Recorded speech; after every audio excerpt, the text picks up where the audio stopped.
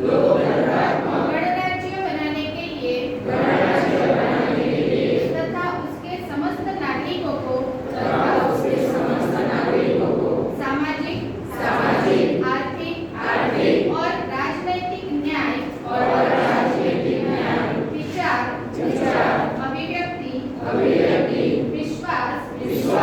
धर्म और उपासना की स्वतंत्रता, प्रतिष्ठा